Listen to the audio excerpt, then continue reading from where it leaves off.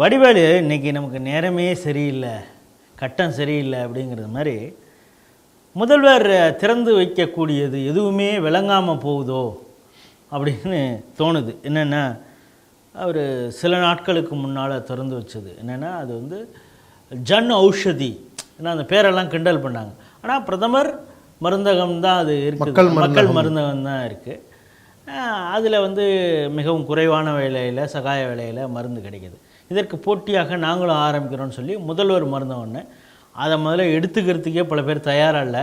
இருந்தாலும் இந்த காமதேனு இந்த அங்காடியெலாம் இருக்கலாம், அவங்களுக்கெல்லாம் ப்ரெஷர் பண்ணி நீங்கள் எப்படியாவது கடையை திறக்கணும்னு சொல்லி, இப்போ அவங்களுக்கு வாடகை கூட கட்ட முடியாத அளவுக்கு, எலக்ட்ரிசிட்டி சார்ஜ் இது கூட கட்ட முடியாத அளவுக்கு தான் சேல்ஸ் நடந்துக்கிட்டு இருக்கான். அதனால் நாங்கள் வேறு வழி இல்லாமல் மாவு பாக்கெட்டு, இட்லி மாவு, சத்து மாவு இதெல்லாம் விற்க ஆரம்பிச்சிருக்கிறோம் அப்படிங்கிறது மாதிரி அவங்க சொல்கிறாங்க. அடுத்தது பார்த்திங்கன்னா, நேற்று வாட்டர் ஏடிஎம் அப்படின்னு சொல்லி, பொத்தானை அழுத்தினால் தண்ணி வரும் அப்படின்னு சொல்லி, அதில் வேறே வந்து ஒருத்தர் அழுத்தி தண்ணி வரலன்னு நீங்கள் 2 தடவை அழுத்த வேண்டும், இது கூட உங்களுக்கு தெரியாதாடா அப்படின்லாம் சொல்லி சோசியல் மீடியாவில் கிண்டல் பண்ணது. பல இடங்களில் இப்போ வந்து அந்த தண்ணி வரலைங்கிறாங்க. இன்னொன்று அந்த பைப்பே கழட்டிக்கிட்டு பீச்சு அடிக்கிறது தண்ணி அப்படிங்கிறாங்க. அடுத்தது என்னென்னா, திறந்து வச்சுட்டு போயிருக்காரு பஞ்சாயத்து, சூரியனார் கோயிலில் இருக்கக்கூடிய ஒரு பஞ்சாயத்து அலுவலகம். சரியாக 3 நாள் தான் ஆகுது. அப்படியே பாறையாக பாலமாக மேலேருந்து சீலிங்லேருந்து விழுகுது. இதுக்கு முன்னால் நிறைய ஸ்கூல்ஸை பார்த்துருக்கோம், அங்கன்வாடி ஸ்கூல்ஸை பார்த்துருக்கோம். இது என்ன பிரச்சனை அப்படிங்கிறது தான் இவருடைய இந்த. ஆனால் உலகத்திற்கோடு நாங்கள் போட்டி போடுகிறோம், மாநிலங்களோடு அல்ல அப்படின்னு ஒரு பக்கம் சொல்கிறாங்க. இதை எப்படி பார்க்குறீங்க? ஆஸ்பத்திரியில் ஃபேன் காய்ந்து விழுந்தது, டார்ச் லைட்டை வச்சுட்டு பிரசவம் பார்த்தான் ஊட்டியில் ஒரு டாக்டரு. அப்புறம் வாயில் பண்ண வேண்டிய ஆப்ரேஷனுக்கு அங்கே பண்ணி வெட்டிட்டான். இதெல்லாம் வந்து திராவிட மாடல் ஆட்சியில் தான் இதை போன்ற ஒரு அலங்கோலங்கள் நாம் திரிக்கிறோம். யோசிச்சு பாருங்கள், அவன் குடும்பம் எவ்வளோ பதறி இருக்கும். மொத்தமாகவே அதை கொஞ்சம் தான் வெட்டினேங்கிறான், மொத்தமாகவே வெட்டியிருந்தான்னு என்ன ஆயிருக்கும் பாருங்கள். அவன் வம்சத்துக்கையில பிரச்சனையாக இருக்கும். இதை போன்ற ஒரு குரூர நகைச்சுவைகளில் சிறந்து விளங்குறாங்க. இதில் வந்து இந்த தண்ணி இது இருக்கு பாருங்கள், தண்ணி பீச்சி அடிக்குது. எனக்கு அதை பார்த்த உடனே நமக்கு கொஞ்சம் இதெல்லாம் நகைச்சுவை உணர்வோடையே இது பண்ணதுனால, புன்னகை மன்னன் ஒரு சினிமா, அதில் வந்து ஸ்ரீவித்யா வந்து அந்த சாப்ளின் செல்லப்பா கேரக்டரை பார்க்குறதுக்கு வருவாங்க.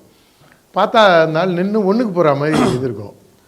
ஐயோ அப்படின்னு அந்த நாள் திரும்பினோன்னா, அதுக்கப்புறம் கமல் அந்த சாப்ளின் செல்லப்பா கேரக்டர், சார்லி சாப்ளின்க்கு திரும்பினோடனே கையில் ஒரு டியூப் இருக்கும், அதுலேருந்து வர தண்ணி இந்த அம்மா ஒன்றுக்கு போகிறான்னு நினச்சிருப்பான்.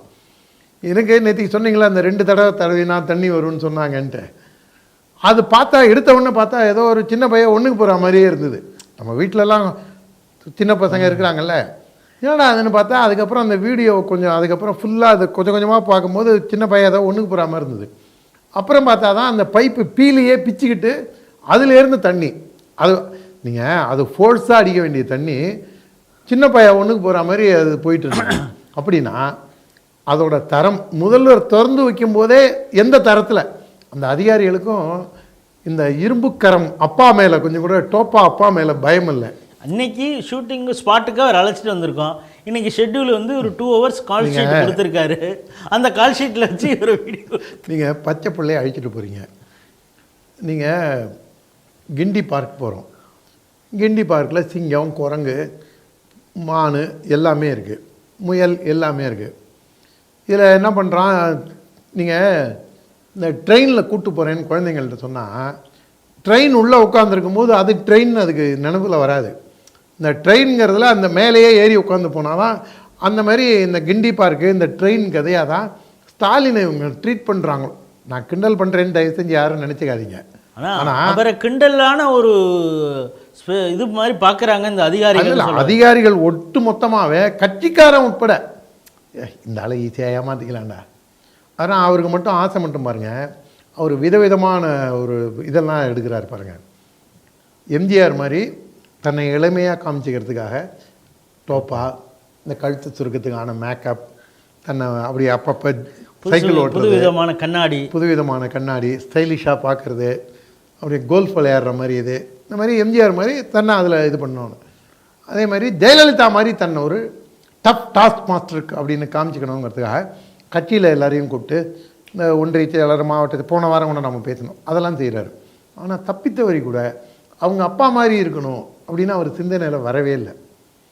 ஒருவேளை இந்த நிர்வாகத்தில் மட்டும், இந்த கமிஷன் கரப்ஷனில் மட்டும் உள்ளுக்குள்ளே இருந்து தந்தையார் அவரை இயக்குறார் போல இருக்குது. ஆனால் மீதி விஷயங்கள்லாம் அந்த கட்சிக்காரன்லேருந்து அதிகாரிகள்லாம் புரிஞ்சுக்கிட்டாங்க போல இருக்குது. என்ன காரணம்னா, ஏன் இவ்வளவு தூரம் நான் அதை விவரமாக சொல்கிறேன்னா, முதல்வர் திறந்து வைக்க வராரு. முதல்வர் திறந்து வைக்க வரும்போது அந்த பைப்பு நல்லா வேலை செய்தா, அது உள்ள தண்ணி இருக்கா, அந்த ஃப்ளோ நல்லா இருக்கா, எல்லாம் செக் பண்ண வேண்டியது அவங்களோட கடமை. நாம் கவர்னரை வச்சு போன வாரம் நிகழ்ச்சி நடத்தினோம். இந்த அட்டை கீழே விழுமா விழாதா, அந்த மைக்கு போடியத்தில் இருக்கிறது கூட விழுந்துருமா இல்லையா, அதுக்காக என்னென்னலாம் பண்ணணும் நம்மளை படாப்படுத்தினாங்க. அதெல்லாம் கரெக்டாக அதெல்லாம் பண்ணும்போது, கவர்னருக்கு பண்ணும்போது, வேண்டாத கவர்னருக்கே செய்யும்போது வேண்டிய சிஎம்க்கு இவங்க இன்னும் எவ்வளோ செஞ்சு. நீங்கள் ஒரு சாதாரணமாக யோசிச்சு பாருங்கள். ஒரு சராசரி மனிதனாக நம்ம யோசிச்சோன்னா இதுக்கான விடை கிடைக்கும். இந்த அதிகாரிகளும் கட்சிக்காரர்களும் இவர் 24ஆம் புலிகேசின்னு நினைச்சிட்டாங்க. இவர் தானே ஃபோட்டோ பிடிச்ச உடனே நீங்கள் குழந்தைங்களுக்கு சோஷியல் மீடியாவில் போட்ட உடனே அவர் ஹாப்பி ஆகிடுவார். அதனால் அதோட போயிடுவார். டெய்லி கேட்பார் போல இருக்கு, எவ்வளோ லைக்ஸு எவ்வளோ ஷேரு, யார் யார் லைக் போடுறாங்கன்னு பார்க்காம இருந்தால் போகிறோம். சரி, எனக்கு தெரிஞ்ச சில அரசியல் தலைவர்கள் இருக்காங்க. அவங்களுக்கு எனக்கு இன்றைக்கி 165 லைக்கில் நீங்கள் ஏன் லைக் போடலன்னு கேட்குற ஒருத்தர் இருக்காங்க. அது யாருன்னு யாராவது கேட்டிங்கன்னா என்னை அடித்து கேட்டால் கூட நான் சொல்ல மாட்டேன். ஆனால் அந்த மாதிரி இவரும் அதுக்கு ஒரு அடிக்ஷனாக கூட இருக்கும்னு வச்சுங்க. அதனால் இது தண்ணியில் மட்டும் கிடையாது, இதில் கூட வேலூரில் போன வாரம் விழுந்தது. பஸ் ஸ்டாப்பு பேருந்து நிழற்கொடை கீழே விழுந்தது. ஒரு மாதத்துக்கு முன்னால் ஒரு மாதம் கதிர் ஆனந்தில். இந்த ஒட்டுமொத்த நிர்வாகமேங்க, நீங்கள் சூரியனார் கோவிலில் பஞ்சாயத்து போர்டு ஆஃபீஸு அந்த காரை பேர்ந்து விழுதுன்னா நீங்கள் கலவை 1க்கு 4 இல்லை 1க்கு 6 போட்டால் நிற்கும். எனக்கு சாரி இடம் இருக்கிறது எனக்கு தோணிடுச்சு. உனக்கு வேறு ஏதாவது ரோடு கான்ட்ராக்டு வேலை நடக்க போகுதுன்னா அதுக்கு கமிஷன் வாங்கிறதுக்கான ஒரு இடமா தான் அது இருக்க போகுது. அங்கேயே கமிஷன் வாங்கி ஒருத்தன் கான்ட்ராக்ட் ஏமாற்றி அந்த கட்டடத்தை கட்டியிருக்காங்க. குறைஞ்சபட்சம் அந்த கமிஷன் பேசுகிறதுக்காவது உன் மேலே விழுந்துடக்கூடாதுரா.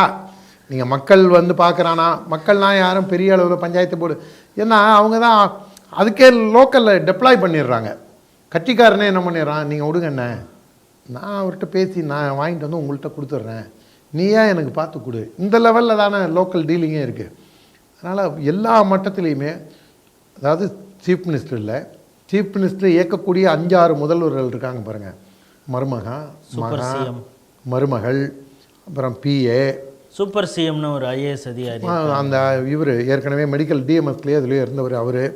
இந்த மாதிரி ஒரு 5-6 முதல்வர்கள் இருக்கிறதுனால என்ன இவரெல்லாம் சரி சும்மா அவனே இவரை வச்சு படம் காமிச்சிப்போம், ஓட்டு கேட்குறதுக்கு மட்டும் கும்பிட்டே வாங்க, நீங்கள் கும்பிட்டா போருங்க, மீதியெல்லாம் நாங்கள் பார்த்துக்குறோம், அந்த சிம்பிள் வேணும், அவ்வளோதானே. கருணாநிதி பையங்கிற அடையாளம்.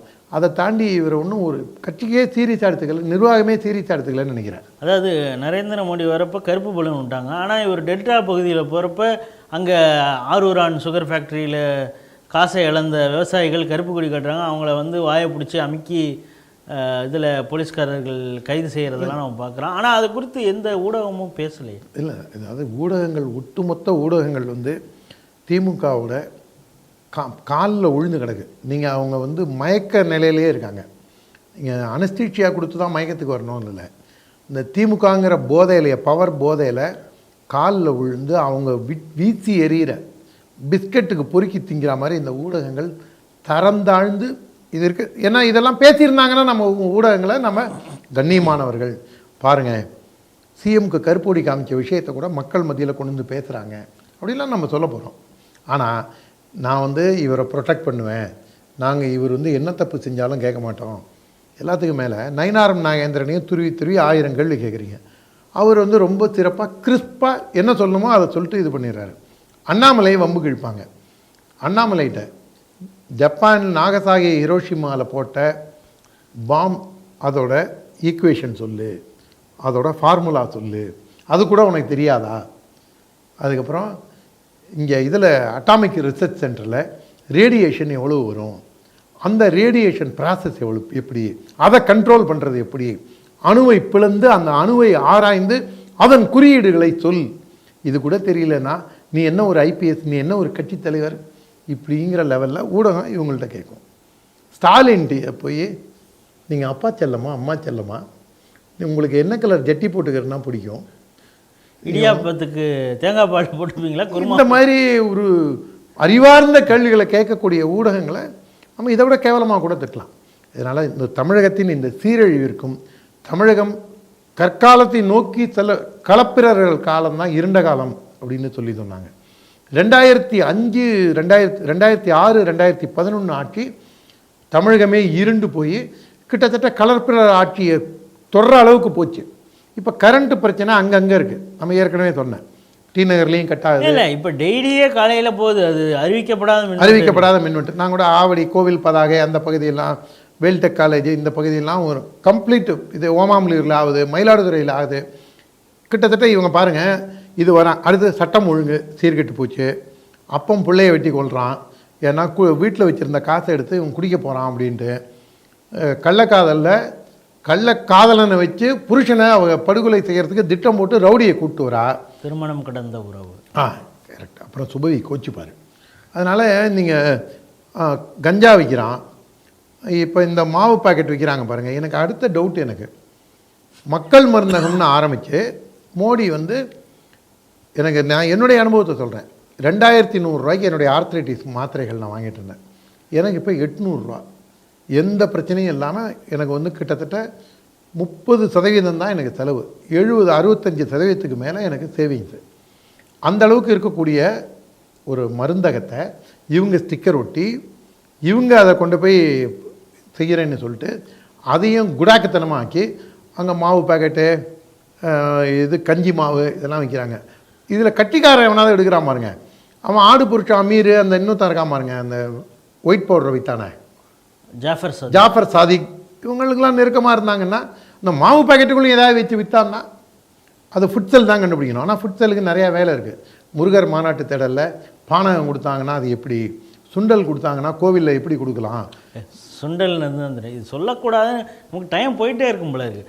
இந்த அண்ணா யூனிவர்சிட்டியில் ஒரு ப்ரோக்ராம் நடந்திருக்கு.